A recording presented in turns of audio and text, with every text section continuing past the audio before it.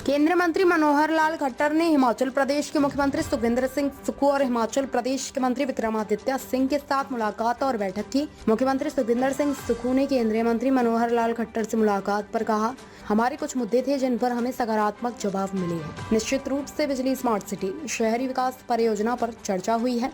हमें उम्मीद है कि हमें मदद मिलेगी। इन्होंने बिजली से जुड़े हमारे घाटे की भरपाई के लिए बिजली के रिफॉर्म के लिए मदद देने की बात कही है। सब चीजों पर विस्तृत चर्चा हुई। माननीय मंत्री जी का धन्यवाद करना चाहूँगा कि जो बैठकें दिल्ली में होती थी वो इन्होंने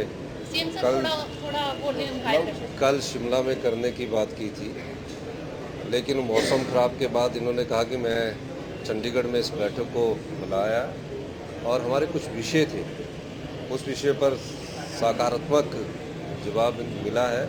निश्चित तौर पर बिजली से संबंधित थे, स्मार्ट सिटी से संबंधित थे, अर्बन डेवलपमेंट के प्रोजेक्ट्स थे जिन पर पड़ोसी होने के नाते उसका भी हमें थोड़ा फ़ायदा इनसे मिलेगा, उम्मीद करते हैं। और जो हिमाचल के राइट्स है उसके बारे में मैं इनसे मिला था, चाहे वो शानर प्रोजेक्ट्स है और चाहे वो हमारे SJVNL के साथ भोला से दलूरी सुन्नी प्रोजेक्ट है, सब विषयों पर विस्तृत चर्चा हुई। यहाँ तो सिर्फ चर्चा हमारे बिजली से संबंधित जो लॉसेस हैं उस पर हुई कि उसको दूर करने के लिए सरकार की तरफ से हमें पैसा मिलने का इन्होंने आश्वासन दिया है कि कुछ स्मार्ट मीटर्स की है, सिस्टम फीडर्स की है, सब प्रकार के बिजली के रिफॉर्म्स के लिए फ़ायदा मिलने की बात हिमाचल प्रदेश की है।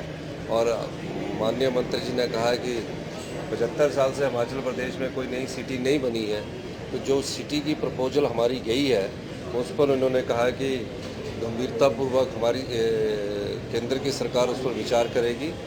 और निश्चित तौर पर ULBs से संबंधित मीटिंग्स थी। सब चीज़ों पर विस्तृत चर्चा होने के बाद मैं धन्यवाद मंत्री जी का करना चाहूँगा कि मंत्री जी ने बैठक बुलाई और जिसमें मैं और हमारे UD मिनिस्टर्स हमने सबने पार्टिसिपेट किया। तकरीबन 2 घंटे ये बैठक चली है।